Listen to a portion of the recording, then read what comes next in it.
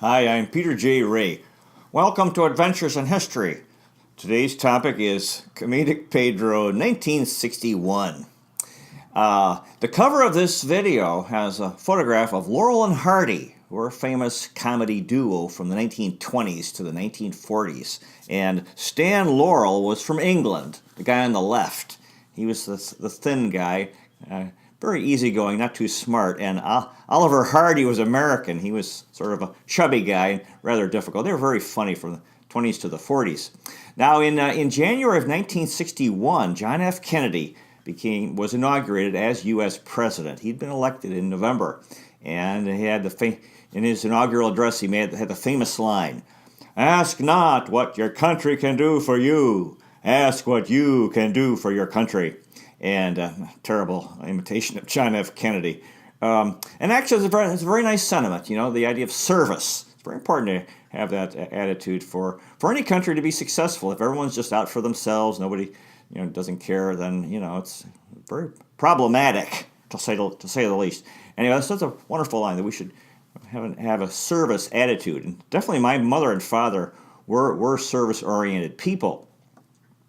Yeah. Now, in April of 1961, John F. Kennedy had a big mess on his hands. The Fidel Castro was in power since 1959, the end of '59, and had a communist dictatorship. And the U.S. was the major country fighting communism. And here we had a communist country right at 90 miles off the coast of Florida.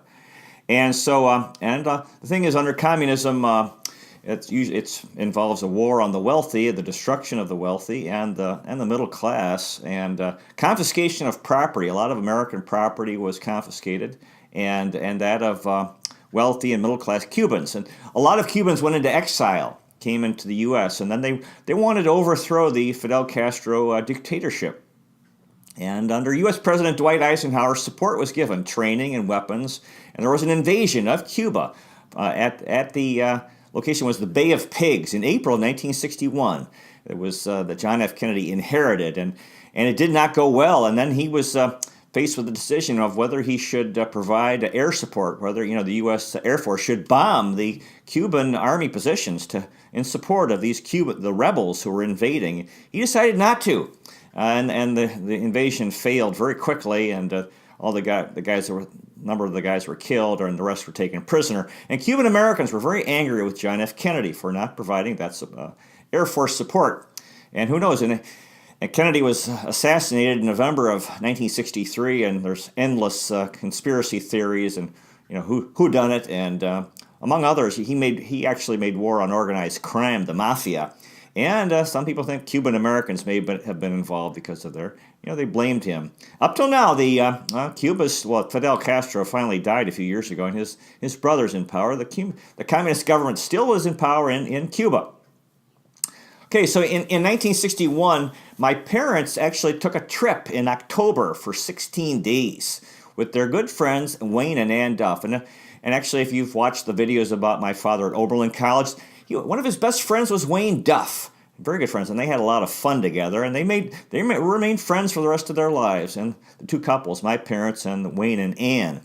And my parents are gone, and Wayne is gone, but Ann is still around. So they decided to make this trip together for 16 days, and because the Duffs, Wayne was Irish background, and my mom had English background, so they traveled to Ireland, Scotland, England, and France. Of course, Paris, France. Everybody's got to go to France to see that famous city, glamorous city. So anyway, so while they were gone, my parents had a babysitter come take care of the 4 kids, and her name was Emma Vogler. We called her Mrs. Vogler. Wonderful woman. She was in her 60s. Never had, I think in her 50s or 60s. Never had any children, and I became like her baby. I turned, at that point, I was more than a year old, and she really loved, she was taking care of us kids, over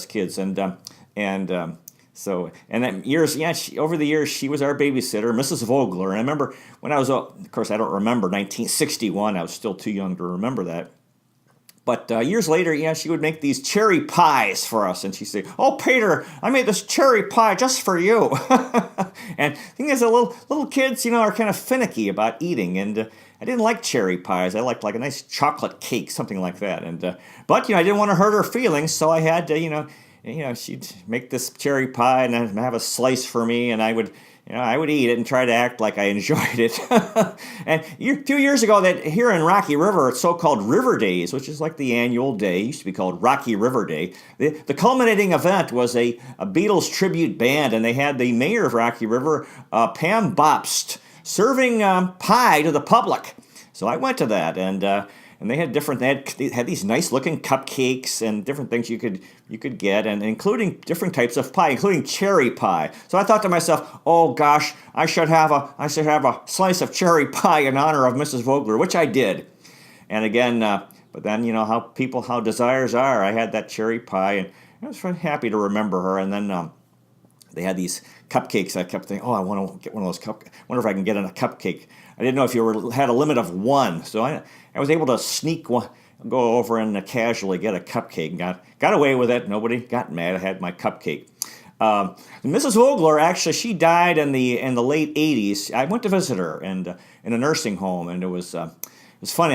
Went to see her. She was in her 90s, not doing, was having a tough time, like a lot of people are in nursing homes. So I went to visit her. I go, oh, hi, Mrs. Vogler, how are you? And she goes, oh, terrible. All I want is a cigarette, and they won't let me have one.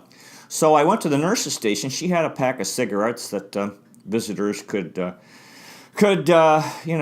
for her to smoke. So I got the pack, and I got a match and lit her a cigarette, and she took a few puffs and started coughing. She hadn't been smoking very much. She'd been a smoker. She started coughing and didn't want any more, so she had her cigarette, and she said, oh, all I want to do is have a cup of coffee, and they won't let me have one. And so I went and got her a cup of coffee, cream and sugar, and she had her cup of coffee. And then she said, all I want to do is go to bed, and they won't let me go to bed. So I talked to the nurse, and I think, I'm not sure if they believe they said, okay, she can go to bed. So, they don't want people laying in bed all the time. So she finally went to bed. And so anyway, I was able to, help her a little bit there. And during that tough time of her life. Mrs. Vogler, yeah, and going back to Mayor Pam Bopst, I actually wrote her a letter. A few years ago, I suggested they change the name of Bradstreet Landing Park here in Rocky River to Israel Putnam Park, because Israel Putnam, the hero of the Battle of Bunker Hill, was with that party that had a sort of an tough ships sunk here in Rocky River, 1763. I said, should be named after Israel Putnam Park. And I said, yeah, let's maybe Rocky River could have the logo of an elephant, because if you look at Rocky River, it looks like an elephant on the map. Anyway, I didn't hear back from Mayor Bob, so she's doing a fine job, and if I've written over the years, from time to time, I've written to famous people, powerful people. You really can't expect them to write back because, but actually, I have heard back. I heard back from James Michener's secretary, the great author of historical fiction. Heard from Terry Pluto, the great sports writer, sports books author, and a Cleveland sports writer. I got a letter from him, and I also got a letter from George Steinbrenner, the owner of the New York Yankees. I sent him a Cleveland City of Champions t-shirt. I got a nice letter from him. I also got letters from former president of the Philippines, Gloria Macapagal Arroyo, and, from probably someone in her office, and from Noynoy Aquino, her successor, those two presidents. So anyway, my parents, they had that trip to over in Ireland, Scotland, England, and France. So let's see here if I've forgotten anything. Anyway, okay. So continuing. So in 1961, my father turned 37. He was very busy, and like I said, although he was coming home now. We talked earlier about, my parents were tremendously service-oriented.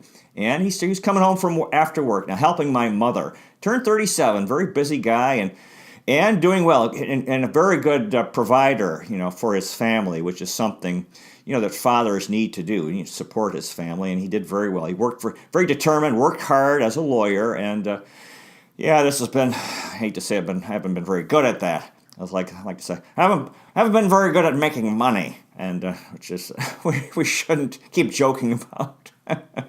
Anyway, good guy, my dad, turned 37 in 1961.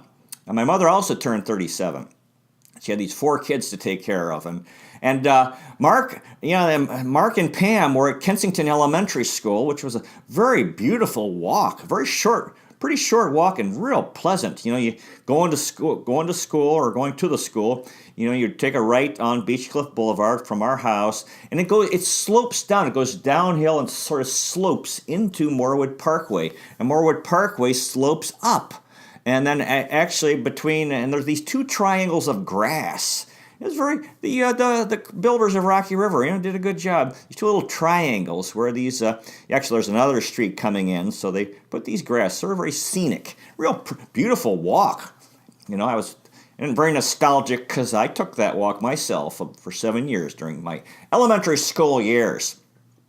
And Mark and Pam were coming home from Kensington for lunch every day. So my mom was preparing their lunch, and she was real busy with taking care of these kids and the home, and she was doing community service as well. She was in the parent-teacher organization or association, PTA, doing a lot of. She was really, they were really good people. You should say that we had a perfect family. Because both my parents, my dad did well, worked hard, did well financially, and both my parents were very service-oriented, doing all these things for the community. And our 4 kids, we all were good students in school. We got good grade. We all behaved in school, and we all got high grades. So they said we were a perfect family. Of course, that's kind of who. And I think, but on the we weren't perfect, but on the other hand, we were a good family. Yes, there was a lot of goodness there. We had our problems, but who doesn't, right? So and Mark, well, back to my mother. Yeah, she's taking care of the family of these 4 kids, and from age, Mark turned 9 and I turned 1. Yeah, and like I said, she was battling depression. And she missed her mother in Canada, and she was Canadian, kind of missed Canada. Missed her mother. She's very close to her mother, and she had depression over the years, but she fought it, she battled it, and she stayed busy, and she used to take me to the grocery store, which was there was a near one. It's now called Lake Road Market. Back then it was called Tice's. I think Tice's, something like that. Anyway, so my mom was real busy taking care of us kids, cooking, and we'd have our meals would be in the breakfast room off the kitchen, and the dining room was just for formal occasions. There were these plastic covers on the chairs. We'd have like a Sunday midday after church. We'd wear our nice clothes, and so my mom was cooking and so forth, and. Now my brother Mark turned 9. He was in grade 4, and actually Mark was the spelling champion at Kensington. He beat kids. The top grade is grade 6, so he was the champion for the school, even though he was in grade 4, and he beat the kids who were 5th and 6th grade. So we had this certificate, really something. We were, like I said, we were all expected to excel, to achieve, and to get high grades. That was what was expected, and I guess we all had the ability to do it, including Mark. And Mark was we were all getting into music. Well, expected to play music, and Mark was I don't know, probably not, maybe not yet playing the violin. So Mark, was coming home from school for lunch, and he was in the 4th grade at Kensington. Pamela was turned 7. She was in the 2nd grade, and like I said, they were rivals. And Pam, actually, in our family, my father was kind of hard on Mark early on, and my mother was hard on Pam. Although I think my mom and Mark tended to bond more, and my father and Pam bonded more. And Mark and Pam were rivals. They're both Pam. Mark's older, and so the older kids have an advantage. At least it's like if life is a race, they're ahead. And Pam was, trying to hold her own, and they both worked very hard in school. And Pam was I think more outgoing. Now, Patricia turned 4. I believe she may have been, I think she was in nursery school. Yeah, and so she was not yet in kindergarten, but, she was my, we were, I could say a pair. Patty was in in nursery school, and she had these two older. She and Mark, I think, were kind of close, and she also looked up to Pam. In fact, they shared a room there, which is pretty cool. There, my mom drew a painting of ballerinas on the wall of the room there on the second floor. And Patty was kind of shy. She was a very nice girl, and she also a top student when she eventually started going to school. Now, I turned 1, and I was thinking about that. You know, when you're around age 1, you start walking. So I'm sure I was walking in 1961. And the thing is, that house had three stairways from the kitchen going down to the basement, and then from actually going up to the second floor, and then to the third floor. And by the kitchen, there was a step going up, and then you go over and down into the living room. And you know, the terror for parents with little kids when they start walking is stairways. And I was thinking about, oh my gosh, that must have been, I wonder how, that must have been tough. And I think Mark and Pam would help, you know, with my mom. Because the thing is, little kids, they don't have a sense of danger. And I remember when our son Tim was young, I was terrified, you know, he'd fall down the stairs. And you really need to put in like a gate by the stairs so the kids can't fall down the stairs. So that must have been, I don't think they had that, but so my mom had to keep an eye on me, and here she's doing all this cooking and these 4 kids to take care of, and Patty's still only 4, and Mark and Pam would come home from school. We used to make in wintertime, very often we'd have grilled cheese sandwiches and tomato soup made with milk for lunch. Very good. Yeah, and years later, she used to make quiche Lorraine. I remember my mother's cooking. Often we'd have oatmeal in the winter. That was considered, you know, something good for those cold winter days. So anyway, that was the story of 1961. Yeah, we were this family that was growing, and my parents, I'm 58 now. My parents were 20 years younger than I am. They had a lot of energy. Yeah, a lot of energy, and they were both good students. Both were college graduates. My mom, it took her 8 years to finish, or no, 9 years to graduate from college. She went to 4 different schools, one in Regina, Saskatchewan, and then Saskatoon, Saskatchewan, and in Florida, and what's the name? St. Augustine, Florida, and then graduated here in Cleveland at Case Western Reserve University, or I think it was Western Reserve at that time. Got her education degree. Yeah, because she was a working student during those years. She was teaching. She was a teacher. So both my parents were strong believers in education. They both had excelled. They both were top students, and they expected us to excel as well. So, and we did, although maybe not as. Yeah, actually, we did. All 6 of us were top students, I'd have to say, and good family. And we were in that house, this brick house, 20689 Beechcliff Boulevard. I always loved the house. I like passing by it because it's brick.